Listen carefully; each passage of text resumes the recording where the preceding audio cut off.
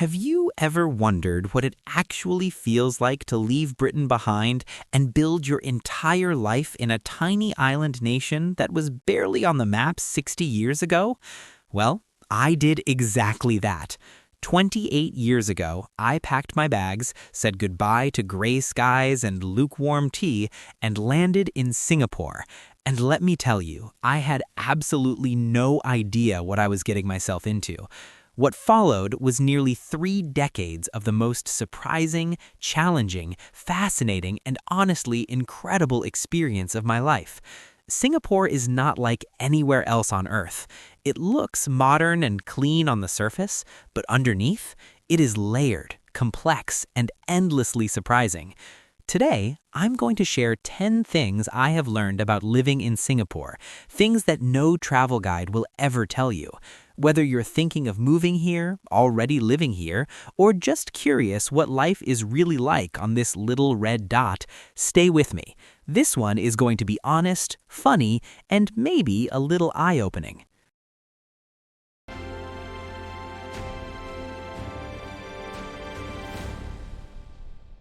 Point 1. The heat is not just weather, it is a lifestyle. Let us start with the most obvious thing, the heat. Back in Britain, we talk about the weather all the time, mostly because it is dreadful. But in Singapore, the heat is not a topic of conversation. It is a way of life. The temperature sits between 30 and 34 degrees Celsius almost every single day of the year. And that humidity, oh, that humidity, it wraps around you the moment you step outside. Within 2 minutes of leaving an air-conditioned building, you are sweating through your shirt. Now, here's what took me years to fully understand. Singaporeans do not fight the heat. They design their entire lives around it. Shopping malls are connected by underground walkways. Offices are ice cold. You dress in layers not because it's cold outside, but because every indoor space is blasting the air conditioning at full power. After about 3 years, something clicked for me. I stopped fighting it too. I stopped wearing jeans. I bought linen shirts. I started waking up early before the heat peaked. I learned to move slower, rest more, and drink water constantly. The heat changed how I live. And honestly, I do not miss the cold one bit.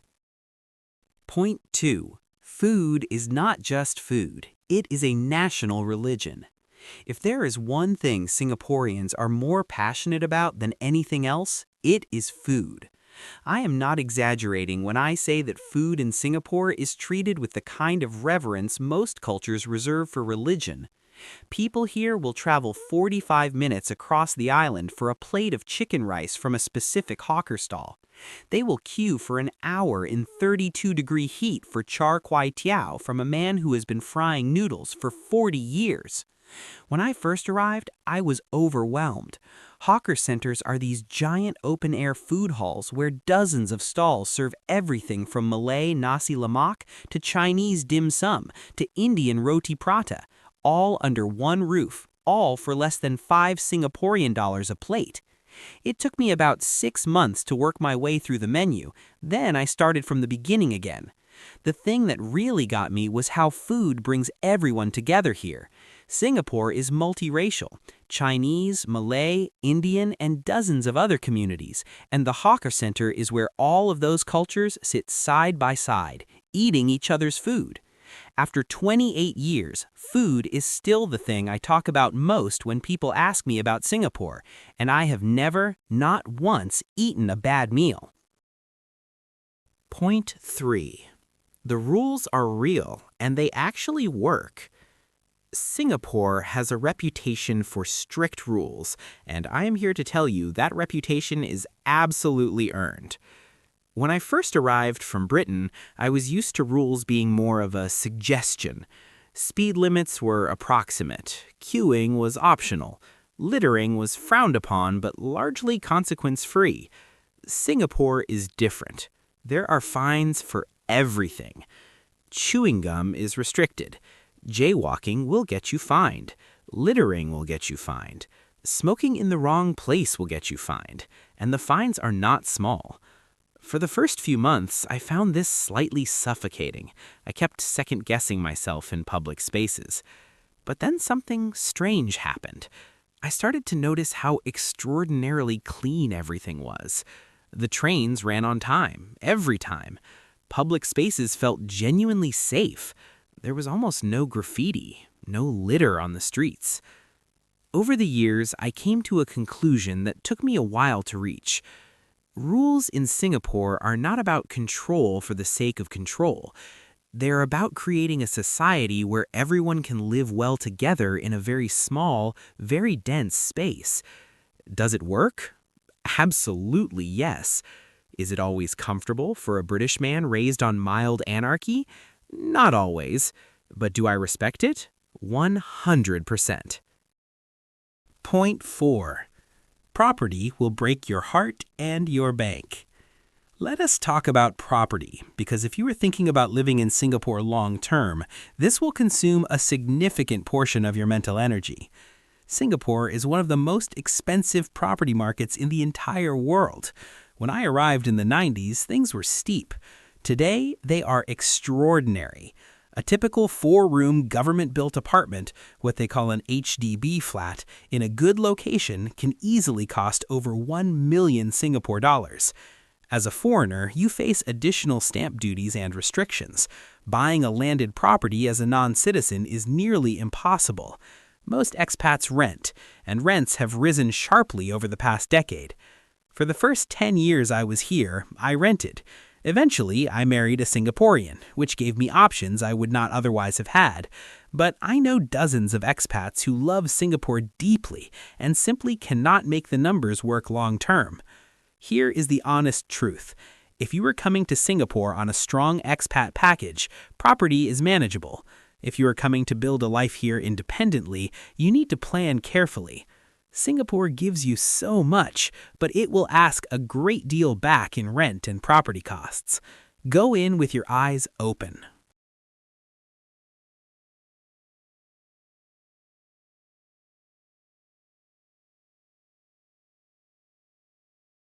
Point 5. Singlish, the language that took me a decade to understand. Nobody warned me about Singlish, and they absolutely should have. Singlish is the informal language of Singapore, a beautiful, chaotic, wonderfully expressive Creole built from English, Malay, Hokkien, Cantonese, Tamil, and a dozen other influences. It has its own grammar, its own rhythm, and its own words that exist nowhere else on earth. When I first arrived, I genuinely believed people were speaking English. I would nod along confidently and understand about 60% of what was being said. The rest was a mystery wrapped in law and lore and can or not. Law is the most famous Singlish particle. It goes at the end of sentences and softens or emphasizes the meaning depending entirely on tone. No law means of course not. Can law means yes, fine, relax. Correct law means you are right. It sounds simple, but mastering the tones takes years. After about a decade, I started picking it up. Now I slip into Singlish naturally when I'm talking with friends here. My British family finds it completely baffling. The thing about Singlish is that it is not broken English. It is its own fully functioning system with real structure. Academics have written entire books about it, and once you learn to love it, you realize it is one of the warmest, most human parts of Singaporean culture. Point 6. Singapore is tiny, and that changes everything. Singapore is about 730 square kilometers. To put that in perspective for British listeners, that is roughly 2.5 times the size of the London borough of Croydon. Nearly 6 million people live there.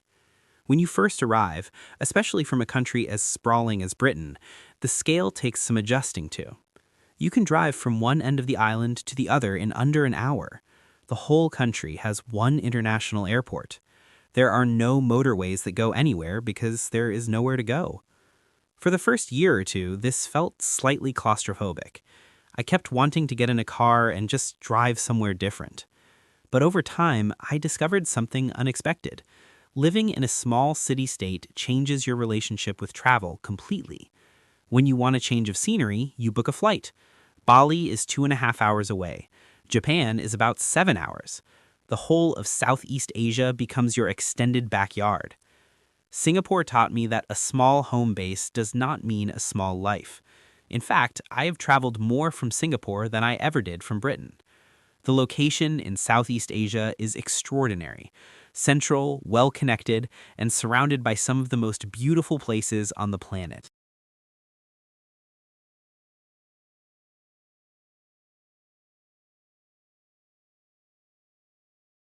Point 7. The efficiency will ruin you for everywhere else. I want to warn you about something. Once you have lived in Singapore for a few years, everywhere else in the world starts to feel broken. I am not even slightly joking. The MRT, the Mass Rapid Transit System, runs with a punctuality that should frankly be used as a benchmark for every public transport network on Earth. Trains arrive every 2 to 3 minutes during peak hours. They're air-conditioned, clean, and quiet. The fare system works perfectly. You tap in, you tap out, the right amount is deducted. Government services are handled online, quickly, and without the endless forms and waiting and transferred calls that characterize so many other countries. Healthcare is genuinely accessible. The airport, Changi Airport, has repeatedly been named the best in the world, and when you use it regularly, you understand exactly why. The first time I went back to visit Britain after 5 years in Singapore, I stood in a queue at Heathrow for 2 hours waiting for my luggage and nearly cried. This efficiency is not an accident. It is the result of deliberate, sustained government investment in infrastructure and services over decades. The downside, and there is one, is that this standard of expectation becomes your baseline. Once you are used to it, you cannot unsee how different other places are. Singapore spoils you quietly and thoroughly. Point 8. Building real friendships takes more time than you think. This one is honest and a little difficult, so I want to be careful about how I say it. Singapore is a warm, friendly, welcoming place. People are genuinely hospitable. Colleagues are polite and helpful. Neighbors will bring food to your door during festivals. But building deep, lasting friendships, the kind you have back home where you ring someone at midnight and they just get it, takes longer in Singapore than almost anywhere else I have lived or visited. Part of this is cultural. Singapore is a society that values privacy and reserve, particularly with people outside one's immediate circle. Vulnerability and emotional openness are not always expected or comfortable in a professional setting. Part of this is also the nature of the expat community, which can be transient. You make a brilliant friend, get close over 2 years, and then they get posted to Amsterdam. It happens again and again. What I found after about 10 years was that the friendships I had built became extraordinarily deep and meaningful precisely because they had taken time and intention. Singaporean friends who have let you in are loyal and warm in a way that feels profound. My advice to anyone moving here is this: be patient with the process, show up consistently, accept every invitation, and invest time in people even when the initial connection feels slightly surface level. The rewards, eventually, are enormous.